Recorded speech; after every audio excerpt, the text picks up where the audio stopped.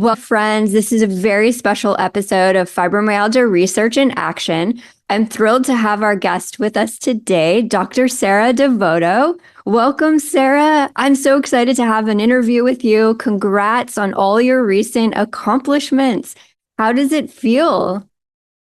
It's still kind of shocking to hear the doctor in front of my name, in all honesty. But it feels great. And I've been happy that kind of the degree portion and that stress is behind me so that I can really start to share this project more widely. So thank you just so much for making time for me today. I'm really happy to be here.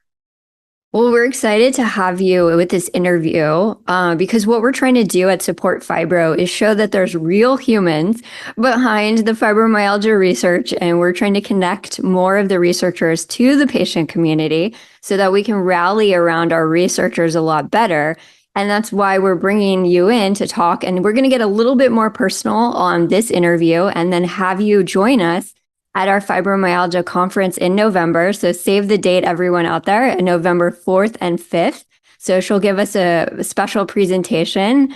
And that's where we're going to start with our conversation and dial in and welcome Sarah to our Support Fibromyalgia friends. Now, Sarah, we had a chance to connect before and just talk through some of your journey. And you've had a chronic illness health journey, but it also inspired you to get into research. Do you mind sharing a little bit about your chronic illness journey and then how it inspired you to get more into research? Sure. I think so I have a family history of mental health and chronic illness. And I started to feel symptoms in my early 20s. I guess I should have started with, I've had mental health problems pretty much as long as I can remember. And that was kind of always the answer that I got from doctors when I would go in to be seen and ask about what these other physical symptoms were from. The answer that I kind of always received was that was that it was just mental health problems. I was just too stressed. Kind of the same story, right, that we hear. And I became inspired to do research while I was an undergraduate. And I was working on a project with a graduate student who did this amazing, her name is Dr. Kim Hartson. And she was in the psychology department at UC Santa Barbara. And her project was looking at the ways that self-affirmation affects treatment for women who are undergoing okay, let me start that over. She was looking at how this process of self-affirmation affects the treatment of breast cancer in women. And her result, it was a very long, like 3 years long project. And her data showed that the women who were assigned to do the self-affirmation projects had experienced more long-lasting effects of chemo. And I loved the way, as I had come in from the psychology perspective, right? My family, I think, had always, at least my mom, always kind of hoped I would be a doctor, a medical doctor. Well, you have the doctor now in front of your title. Yeah, I have the doctor piece now, although I don't think she's super thrilled it's in sociology. Yeah, it was, we came from she had a background in genetics. So it's very, it was very much like a STEM science household. I was always interested in mental health, so I gravitated to psychology. But then I got into psychology and I loved the way that the grad student I was working for was incorporating kind of a gender analysis, which I think some departments are attempting to do that now, but my department was not doing any of that more kind of critical social structural analysis. And that led me to realize, okay, I'm actually supposed to be in sociology.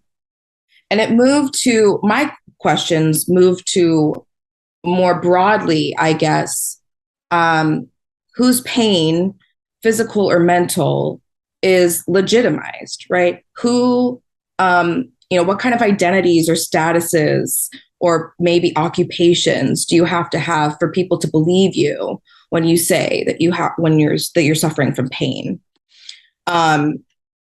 It became, I centered on fibromyalgia specifically because I had started to kind of self-diagnose.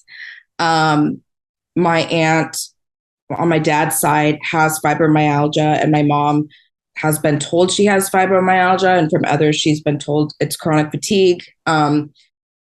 So we don't really know with her, but I focused on fibromyalgia in part because it ran in my family, and I felt really familiar with it because I had done a lot of reading on my own in an attempt to kind of treat my own symptoms. And it became to me very obvious that there was a lack of research on it, not just in the medical field, but in all fields. And in sociology specifically, I was able, at the time, I was only able to find 3 previously published peer-reviewed sources on fibromyalgia. So it felt like, one, a really important way for me to raise awareness of fibromyalgia in a field that doesn't always focus on health or chronic pain. And also an important way to give back to a community that I am part of. I finally received my diagnosis of fibromyalgia kind of a year into the planning phase of this project, but before I started gathering data and talking to people.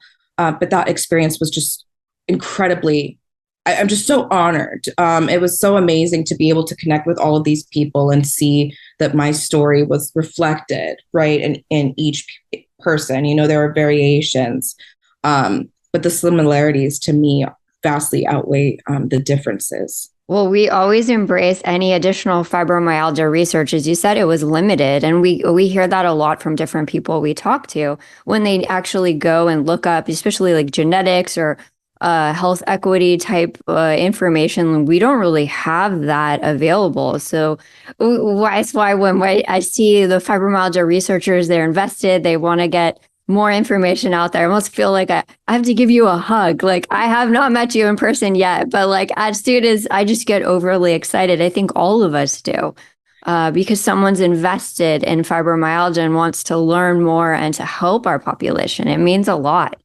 Yeah, it's really too bad. I mean, so I came into fibromyalgia after years of training as a race and gender scholar. With disability, right, when we talk about intersectionality, is like all of your identities, race, class, gender, sexuality, disability. Sociology, we have a tendency to kind of put disability up there on the board, but then don't interrogate it further. So that was another reason, right, that I felt like this is a really important piece, because even people who don't have fibromyalgia should care about this, right? Because ultimately, when these systems are disadvantaging people with fibromyalgia, that's damaging the entire community, right? It's preventing us from living to our full potential. So I'm definitely invested in this. It's much more to me than just a publication on my CV. This is like a life goal, I guess, of mine. And it's kind of been that way for a long time in terms of increasing access and accommodations to people who have mental health or any kind of invisible illnesses and conditions. Well, and the thing that connected me a lot with you is this inclusivity of all diverse populations too, on different socioeconomic statuses. And then, of course, we're talking about seeing research before and including if fibromyalgia is mostly seen in women, are we actually surveying women of color and other populations too? And we weren't necessarily seeing that diversity or anyone talking about it as well. And does it affect people differently? And that's why I was like drawn to a lot of the research that you were talking about and invested in and learning from. Because I have to admit, I am not as aware as I need to be in my learning. Even though I'm multiracial, I still you don't become aware of these things and how it affects different people until you go out in the world. And I'm sure you were noticing that from connecting with the fibromyalgia community as well, with the patients once they were submitting the survey information too. Yeah. So I'll be honest, that's how privilege works, right? The way that privilege works, the dominant systems, right? The dominant identities that are in power, so whiteness and maleness, we don't think about those things when we embody them, right? And so I think for me as a white woman, I was initially attracted to ethnic studies, one, because I think I've just always kind of been social justice oriented, right? But I had to seek out those classes. Like ethnic studies did not exist at my community college, which is where I started in undergrad. I didn't start to be able to take those classes until I transferred to UCSB. It just, the privilege blinds you though, right? So like when you embody whiteness, like you were saying, right? Or if you were white passing, you can't, and you can never fully understand the experiences of other racial groups, but you can learn more about the disadvantages that they face, right? And be more conscious about your position in that, and how you benefit from their oppression. And disability works the same way. And I'll be honest too, I am relatively new to the field of disability justice, I would say within the last 2 years. And what's really interesting and is not only a problem within the disability studies literature, but disability studies literature also has a tendency to not look at race, right? So like race stuff is not really looking at disability. Gender stuff is not really looking at disability, and disability stuff is not looking at race or gender. So to be able to connect them all, at times it was very challenging. But the systems all work the same in terms of the way that privilege is blind, but that from an outsider, a structural perspective, the privilege just means that people don't have to face as many barriers to getting the care that they need. And add on, the more disadvantaged identities you add on, the harder and harder it gets, right, to maintain any kind of health conditions.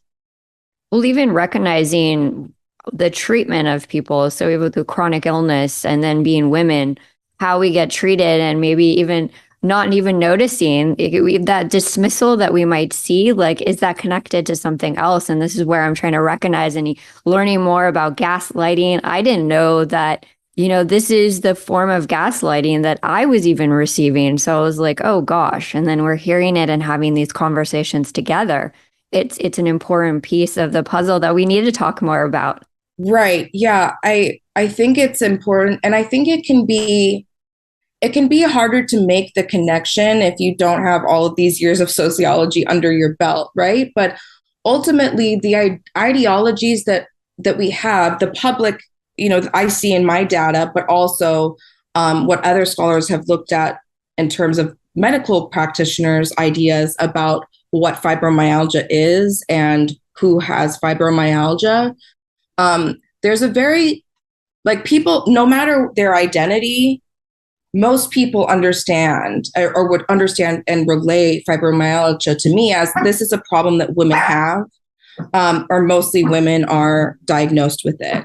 The ideas about fibromyalgia that the medical practitioners have and people with fibromyalgia have is that this is a woman's problem. Not everyone, most people did not, most of my respondents who were not medical, most of them were not medical practitioners. All of them had fibromyalgia. They didn't believe that it was only women who had fibromyalgia, right? But they understood the diagnostic patterns and the ways that the overwhelming representation of women shaped people's perceptions of fibromyalgia as a woman's problem.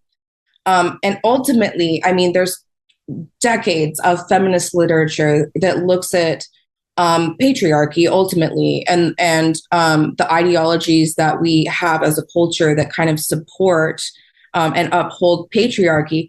And one of those historical ideologies is understanding women as weak and fragile and predisposed to pain, overly emotional. And all of those ideals factor in to the ways that medical practitioners are understanding who, right, who is being on it, who really has fibromyalgia.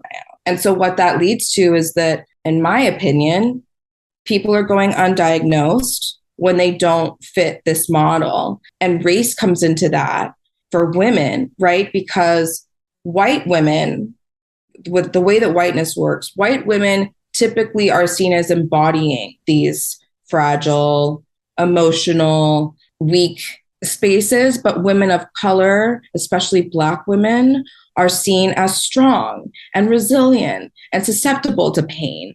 And so what that means then is that even though they're in the women category, they're also in the Black category, and that can prevent them from receiving a diagnosis and any of the care and accommodations that come from that. That's really interesting to know that there's different. I mean, I see it too from a branding perspective, because personally, even from branding and marketing side, we didn't want Support Fibro to embody that fragileness. So you'll see it in the marketing approach, because I hear it and I cringe. I'm like, no, we're stronger than that together. And then we're really trying to bring in the men with fibromyalgia groups and understand that, because I think it parallels so much to potentially some other autoimmune conditions with demographics. And we haven't really done a lot of studies on that. I'm glad that hopefully, did some men participate in this study or? Yeah, my survey sample, right? So my research was two parts. I did a survey and I did interviews with people. So my survey, despite how hard I tried, the gender and race demographics for my survey look similar to the diagnostic rates for fibromyalgia, right? So they were overwhelmingly white people, overwhelmingly women. What I did in my interviews, though, was I oversampled. I used three categories of people. And I chose these categories in part because I wanted to do a gender analysis, in part because I wanted to do a racial analysis using Black feminist theory. So I sampled 10 white women, 10 Black women, and 10 men. I was originally going to say just white men. But it became difficult to locate men who were willing to talk to me in an interview. So it became just 10 men of all races. And I think 8 out of 10 of them were still white. But yeah, I think so I do think that in terms of the diagnostic process itself for men, there's definitely, I think, some kind of internalized ableism going on. There's some maybe masculinity going on, and that men seemed, on average, kind of more in denial that they were experiencing fibromyalgia. I also think that it was apparent on the end of the medical practitioners, right? And that men were told, no, men don't get fibromyalgia from doctors, which is crazy. I mean, that was mind blowing to me. But ultimately, because the way that our systems work, once men received a diagnosis of fibromyalgia, they had more social support. They were still more privileged in the way that, they could rely on their romantic partners, right? Their wives or their mothers. They had, when they were willing, right? Masculinity often prevented them from sharing that they had fibromyalgia. But when they were willing to disclose that they had fibromyalgia, it seemed to be more easily accepted by their employers, by their families. Whereas women reported, especially the Black women, reported having to do all of this labor, right? Just to convince their families even that their fibromyalgia was real, right? And they were actually in pain. So there's a lot of really interesting, and I haven't even started on the class, the socioeconomic class. There's just so much intersectional work going on in there. So fibromyalgia turned out to be a really great case to kind of explore how all of these systems are functioning interconnectedly. And Yeah. what's missing too, because you're noticing a lot of some of the disconnect and in our information. And we fell close. I think we even did a survey and we're still falling close to that diagnostic criteria demographic. I'm like, wait, but we're sending it out. I'm just like, okay, what's Yeah. going on? Yeah. So I think it's so ultimately within the field of within academia and within research, right? There's pretty much always been a trend that it's easier to get white people and women to participate, especially in health research. So that piece is not surprising to me. I think another piece, and I tried to do this within my own survey, and I don't know that it was successful. Part of my understanding of fibromyalgia is that it's undiagnosed or underdiagnosed in certain social groups. So I tried to convey you don't have to have a diagnosis to participate in this thing, right? Just thinking if you have self-diagnosed, that's enough for me. And I did get a couple of those people. I think they made up like 2% of my survey respondents, which were almost, they were like 502. So 2% of 502. And all of my interview respondents had a formal medical diagnosis. So, I mean, that would be, I think for me, I'm like, this is a huge reason why I think we're having such a hard time getting a more racially diverse sample is because those people just aren't being diagnosed with it in the first place, right? So would they even know what fibromyalgia is, or that they should, or that they can qualify to participate in this research? Okay, that's an interesting point because I was going to ask you if you saw ways that we could be more inclusive or how can we involve more populations when it comes to research? I'm very sad to say this. I wish, and there's debates right within sociology whether this is the way to go or not. I do think it's important to incentivize. So whether that's giving actual money or giving some kind of gift card or a prize, although I think money is the way I would go, especially with disabled populations, especially if we're trying to reach low income populations. And because race and class are correlated, it's just important to me that that is something that, I didn't have funding for this project. And I was often I felt like these people deserve to be compensated just for sharing their time. But I also wondered whether that would have helped increase the diversity of my sample. Otherwise, I don't have a lot of good suggestions except that you make it clear that you really want to talk to men and women of color, right, in your samples. And perhaps, you mention that it doesn't matter if you have, it depends on what you're looking at. For my project, it didn't matter whether they were formally diagnosed or whether they were self-diagnosed. And, a way you can account for that within your samples is, if you get a significant number, perhaps, of people who are self-diagnosed, and that increases your diversity, that to me is worth it. And you can run tests to control, right, statistical analyses to control whether there are differences between the group of people who are self-diagnosed and the group of people who are medically diagnosed.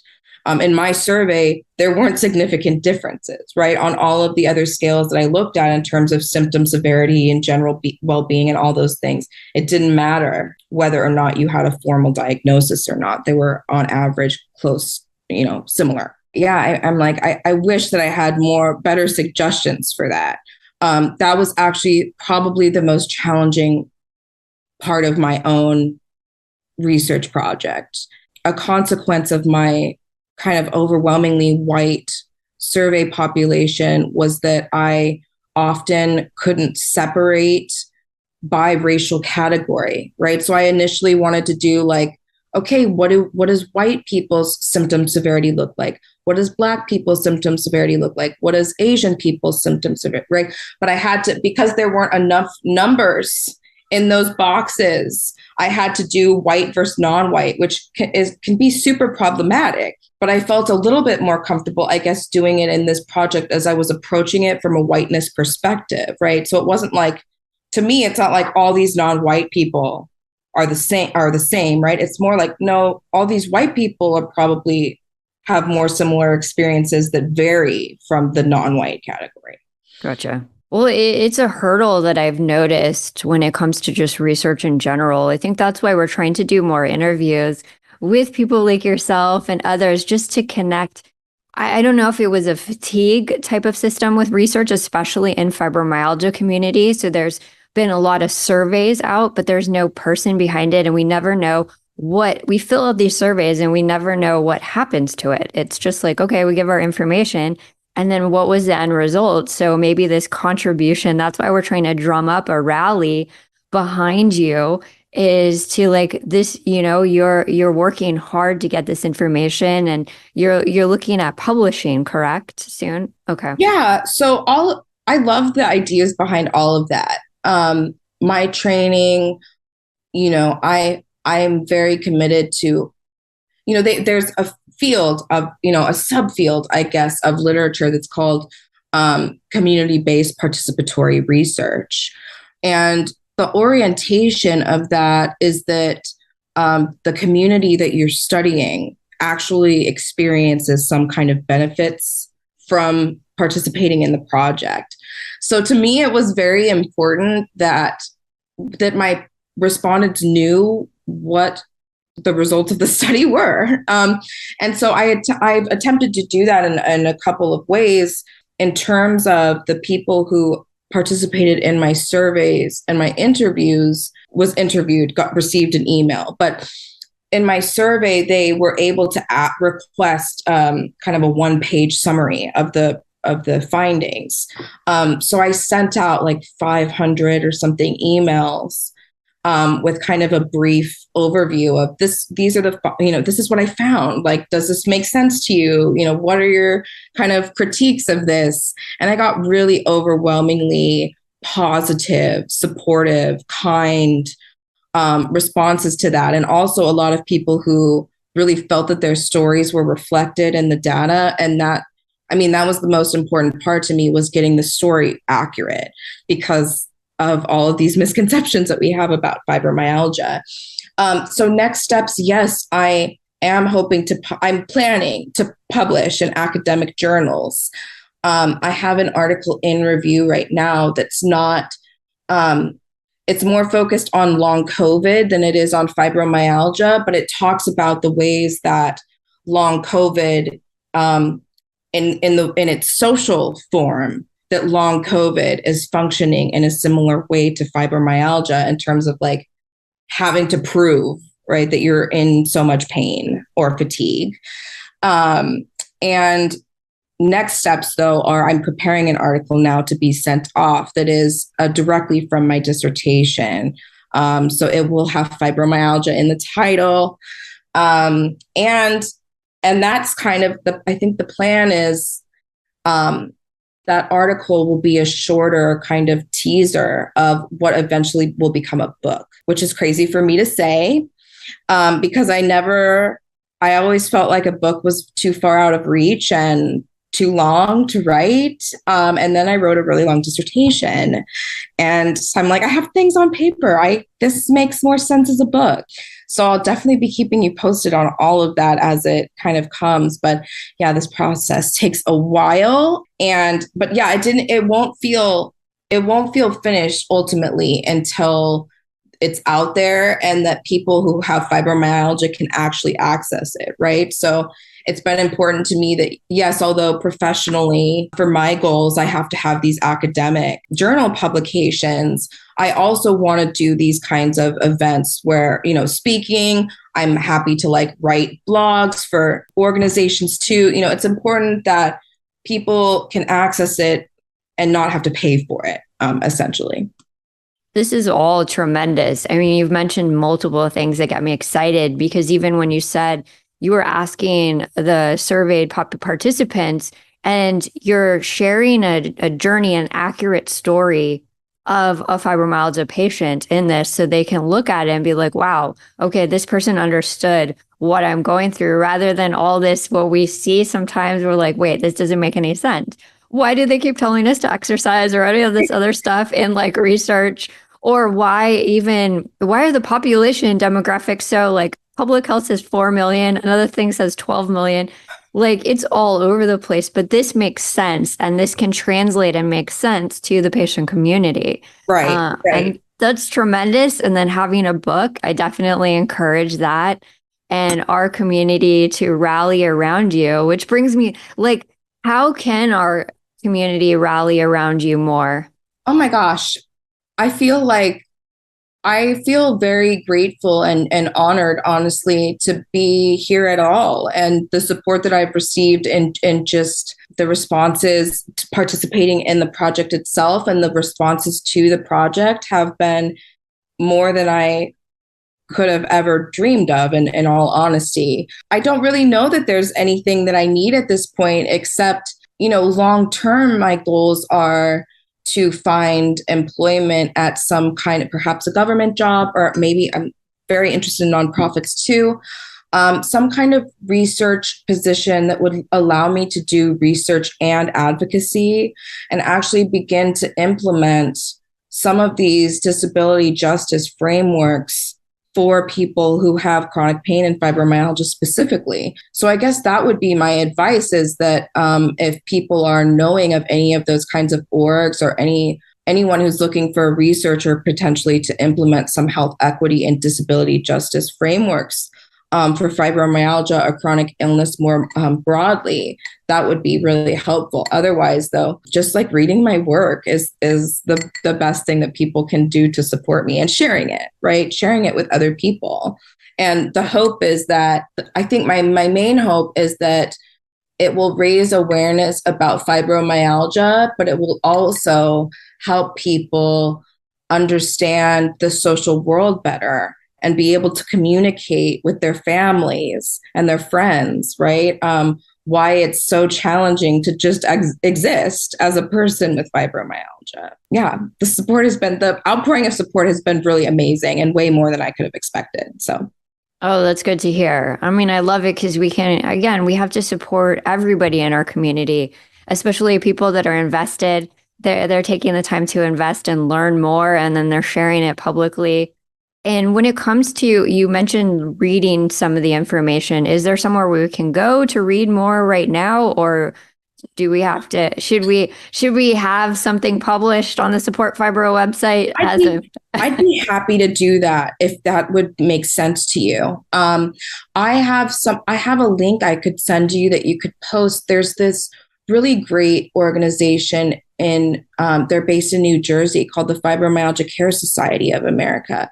I did a very brief blog for them, or no, it's called Fibro Focused. It's a weekly or maybe a monthly publication for them, and I did a short article on the ways that capitalism and class, which we didn't even really get into that in here, are shaping the fibromyalgia experience. So I could send you that. I'd be happy to write something tailored to support fibromyalgia. And otherwise, those are kind of the only publications that are out and available right now. I'm always happy, though, to share, should people be interested in reading more. I'm happy to share like abstracts or summaries of what the dissertation looks like right now. But ultimately, yeah, sharing it publicly is going to have to wait for some of those publications to come out, unfortunately. right, this is how research works. So we just get little tidbits, but that's why we keep bringing people back. Yeah. So we do interviews at each step of the way. So as you get further, so November, you'll do whatever you can in the presentation, and then we'll keep tabs. We'll keep in contact with you. And then we'll bring you back again so you can share more. And again, celebrating all your wins too, because this is a huge accomplishment. I just want to acknowledge that to people. And I know one of the questions I had was getting through of school with the management of your health, not only with this and getting excited about the fibromyalgia connection, but what a tremendous accomplishment. Like how did you go through and complete this with health being front and center kind of with a chronic illness? In all honesty, I am not a model of health. I think a huge I think it's progress, not yeah, perfection. I use that yeah, all the time where nobody is perfect. that's great. Yeah, I think honestly, in all honesty, a huge part of this project was like, what are people doing that's working? And how do I do that?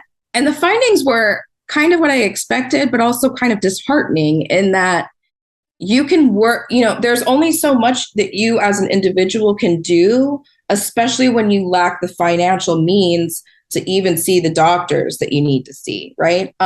So in terms of school, I had good periods and bad periods. It took me 7 years to finish my PhD. And when I first started, I was 24 or 20, 24, 23, 24, around there. I just wasn't as sick yet, right? So I was able to do all the things I needed to do. And I actually, by my second or third year, I got really into a great rhythm in terms of I was implementing all of the things that they suggest in terms of this, doing the swim and the exercise and eating healthy and, trying to keep a social life, even though that was kind of impossible on top of school and work. And then COVID hit. And at the same time COVID hit, my health was starting to feel worse.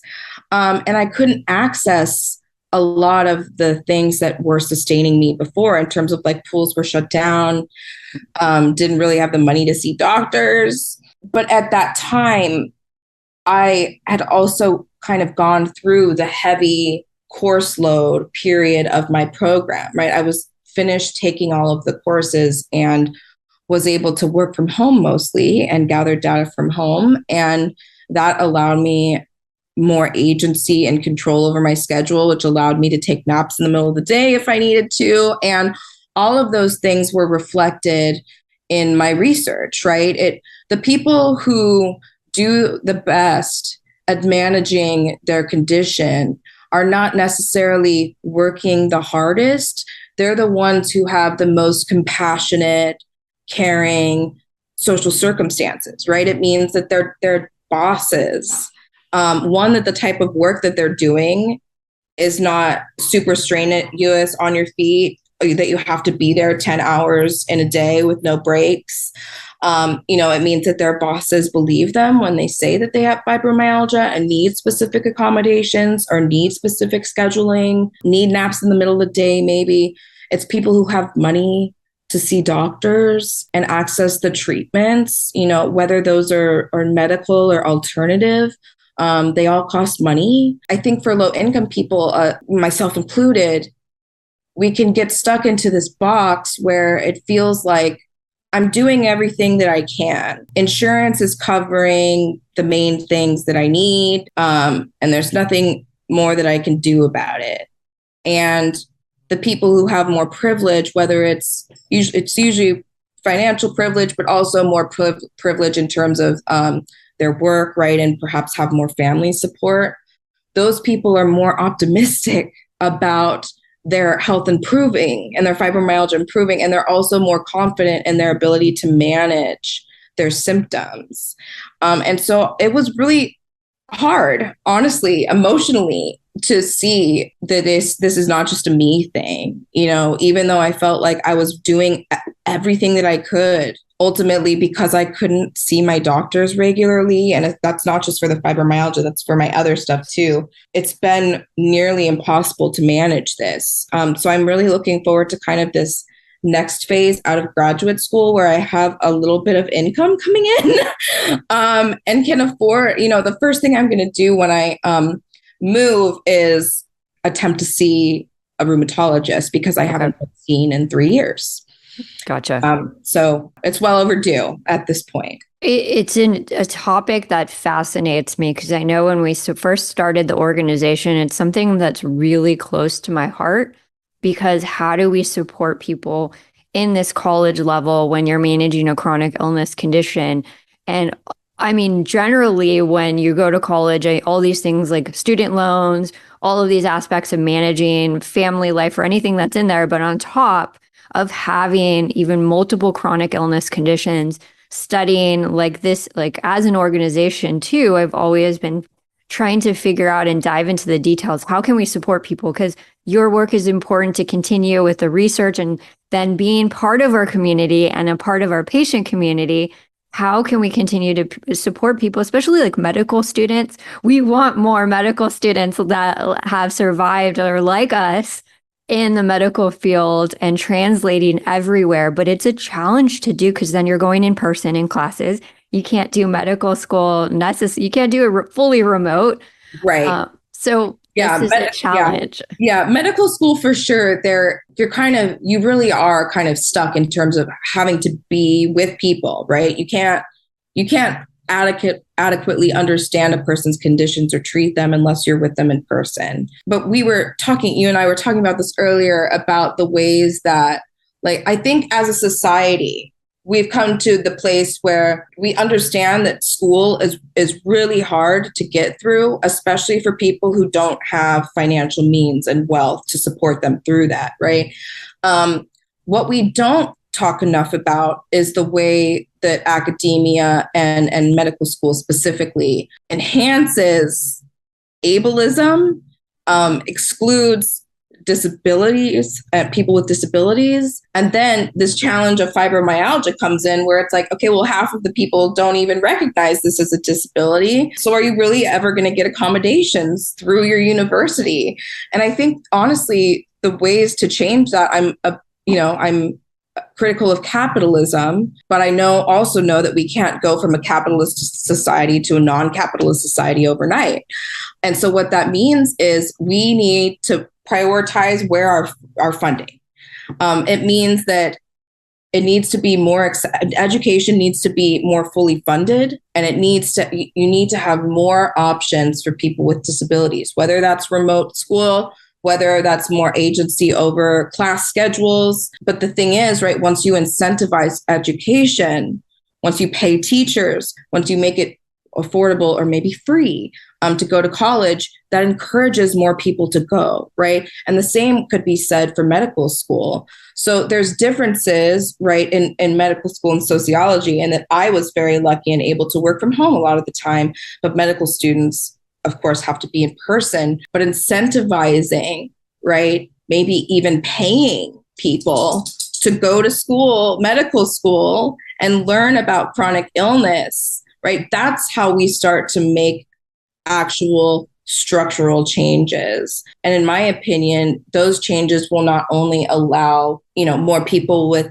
fibromyalgia and chronic pain to be diagnosed and adequately treated, but it will also start to make accommodations just a norm, right? Imagine if seating even was just prevalent all over the place, right? I'm like, glasses are technically a disability accommodation, right? So I'm like, imagine if we just like normalized, right, having agency over our work schedules and not having to be in an office 9 to 5, like that would significantly enhance all people's lives, not just people with disabilities. And I think that's the main kind of selling point here for people who aren't sick, right, is that we can live in a more comfortable and caring and accommodating society if we just listen to disabled people and put them into positions of actually making change and making it possible for them to reach those positions in the first place. I love that so much because I've been trying to figure out this puzzle since I was so tortured from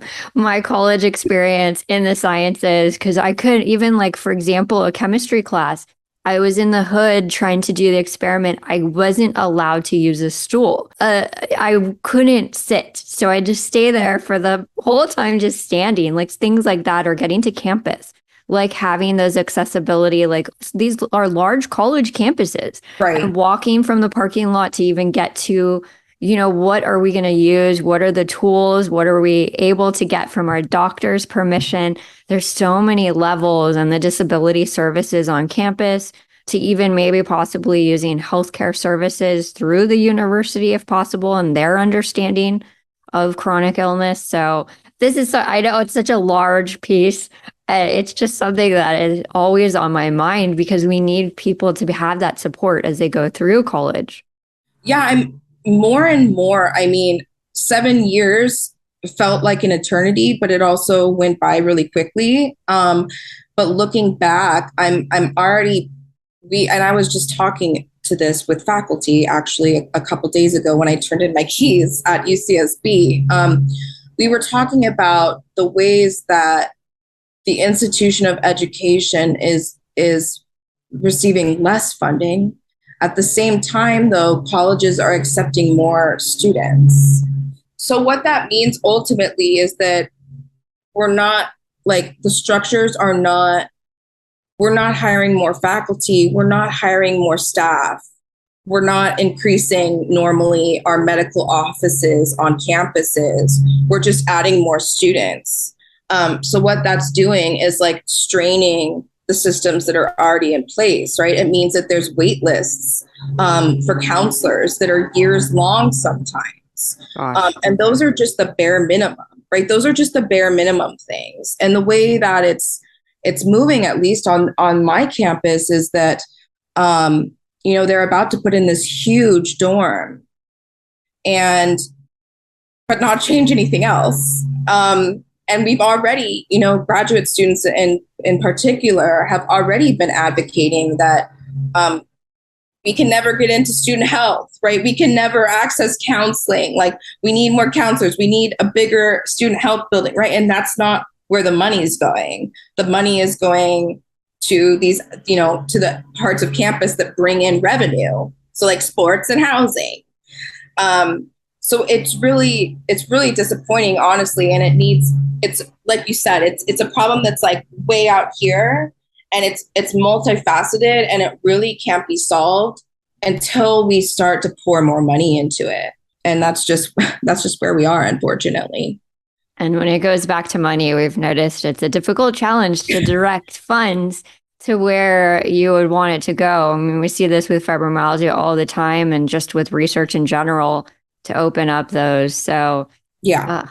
I mean, I definitely got to read more on the capitalism side and what you wrote. So we'll be sure to share that as well. And to the Fibromyalgia Care Society of America with Millie and her group out there, just doing more advocacy work moving forward as well with all of this, and seeing what we can do and bring to our representatives as we do more advocacy training through all of this.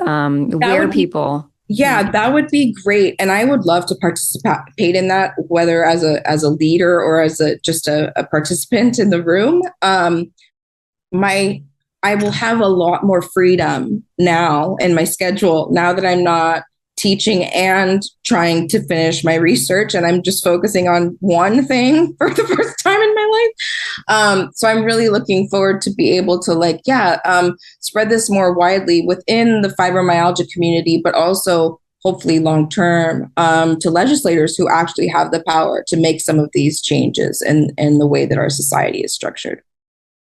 Now, do you mind if I ask a specific on your class? Because this is actually something we don't know who is necessarily watching and listening, but can they enroll in your class? Like, what's the class that we could look for? So I'm teaching at UC Merced. So you'd have to be a UC Merced student to take the class, although I'd be happy to share syllabi and reading lists with people if they were interested. I'm not teaching about, obviously in sociology, right, there's a fibromyalgia specific class, but my research comes up in pretty much all of the classes that I teach. So I'm doing 3 in the fall, and the first one is social inequalities, and I do it's called social stratification here. I've taught it at UC Santa Barbara, and it was called social inequalities. So social stratification, we're looking at kind of like these broader systems of capitalism and racism and patriarchy, and how they produce unequal outcomes and life opportunities for people of different class, race, and gender backgrounds. My second class is a self and identity class. So that's it's a sociological social psychology class. I think in sociology, I'm kind of on the border, right, between sociology and psychology, but these people who are large structural sociologists and who are looking at these large scale problems like capitalism and globalization, right, they can get the individual person can get lost here, right? So my main goal with the self and identity class is to put the person back into sociology, right? Like ultimately, yes, individuals are affected by society, but we're also the ones who are creating and shaping society, which is a piece I think which gets lost oftentimes. The third class that I'm teaching, and it's my first time teaching this one, and I'm really excited about it, is the sociology of mental health. Which is, again, its own subfield. It's very heavily dominated by social psychology. And that one, it looks less at, what are the symptoms of depression, but more like how do social factors shape the prevalence of depression, right? How do they shape who gets diagnosed with depression? And so in that one, there's a lot of overlap with fibromyalgia. And my students will probably get sick of me talking about it by the end of the semester. But there's too much, ultimately I chose fibromyalgia because it was both physical and mental. And yeah, there's too much, it's too relevant to my own work to not shove fibromyalgia down everyone's throats. So I have to get used to it. Well, you're raising awareness. You're raising awareness right. Even in the classroom. Exactly. And totally. You never know people's connection these days to other chronic illness conditions. I mean, a family member or something that they're struggling with too, and they just maybe don't have a diagnosis yet, but they're managing something like chronic pain.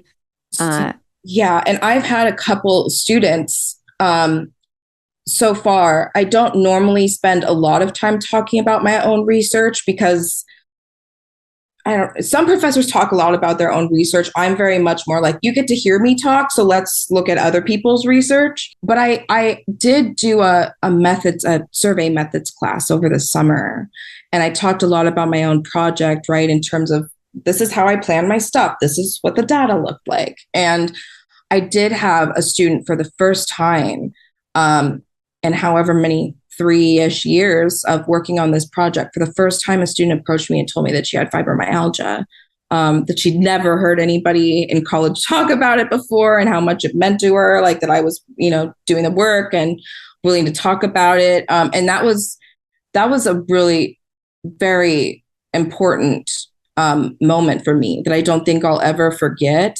Most professors are not as open as I am in terms of talking about their health and mental health struggles. And I understand the statuses, right, and the identities that shape the reasons why I feel more comfortable to be able to disclose that to my students. But I also remember being a student, an undergrad, who was struggling with mental health and fatigue and felt like no one understood what I was going through. And I never had, except a man who was in a wheelchair, I never had an instructor identify as disabled or chronically ill. So that to me has been a really important piece. I do the best that I can in terms of trying to encourage people to access the services that are on campus and to destigmatize counseling specifically. But it's really disheartening as the instructor, to know that I can give you this recommendation, but you're going to go over there and probably be put on a wait list. Mm-hmm. And that is out of my power, right? And that I'm also not a counselor, so that I can't help you in that way. So yeah, there's good and bad. But just acknowledging that in academics too, especially when we're talking about mental health and everything we've all been through in the last few years and being a professor. I mean, I'm sure it has not been easy for people, but being just understanding, having empathy and acknowledging it, because everybody is gone. We're all in this. We're all in it together and we're trying to figure everything out. Yeah, it's been a huge impact. It's been really, so I have been struggling just really hard with my own mental health. And I do feel that I'm burnt out. And I also recognize that most of my students are also burnt out. I've always tried, but especially now, to be compassionate, right? And I think for me, and it's hard within these systems to do that, because they're not set up for teachers to be, your class sizes are so large that you can't give everybody extensions or else you're never going to stop grading, right? But you want to give extensions, especially right now. And I'm not even, at this point, I'm like, you could give me pretty much any excuse as long as you come to me before a deadline and I'll give you an extension. You know what I mean? And it's the same kind of way where I always try to assume that my students are going through stuff that I don't know, and that my class is just one tiny piece of their life that most of them are there for because they have to take the class to complete some other bigger thing, right? But overall, I mean, my students are one of the main reasons that I'm still here and alive and functioning. They are, for me, the group that has helped me, I guess, be most accountable.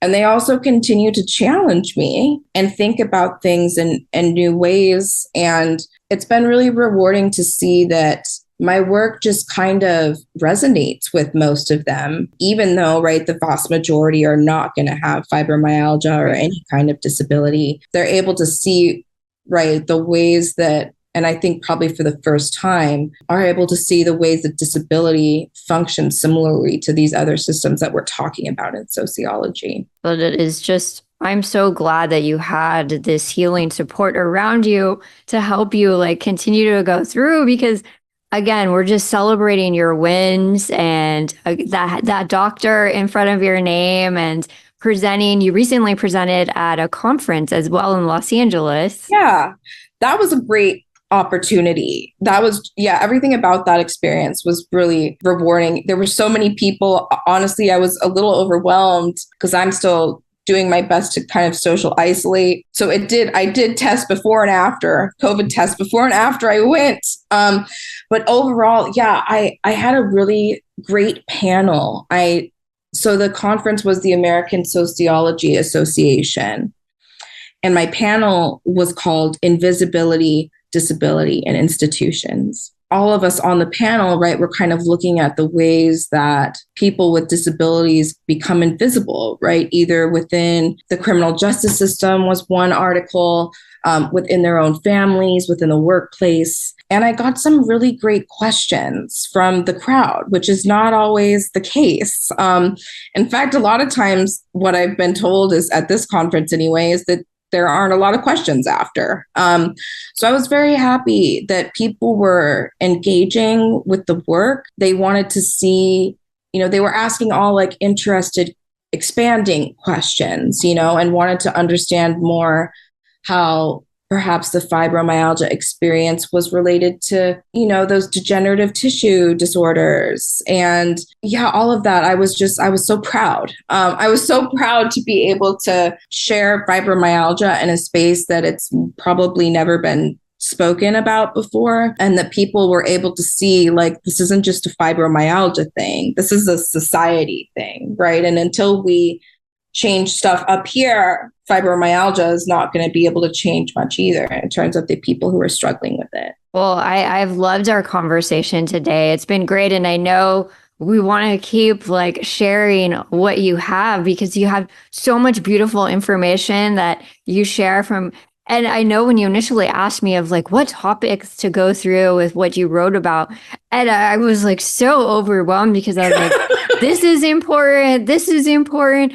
Like, how does anyone even choose? But you have such a beautiful brain sharing this great information.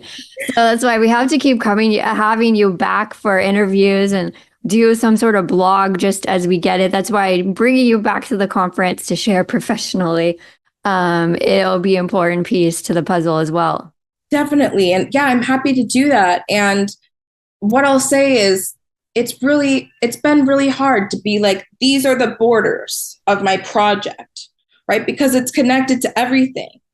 And so that made actually presenting at my last conference a challenge, because I wanted to talk about everything, but I only had 10 minutes to talk, right? And so what that meant, though, is that the people in the crowd were able to ask questions about the specific pieces that they were interested in. And so I'd love to do some of that work with you and with Any support fibromyalgia friends, I'm happy to do like maybe even a couple of series of blog posts and try to do little pieces of like, here's the race piece, here's the gender piece, right?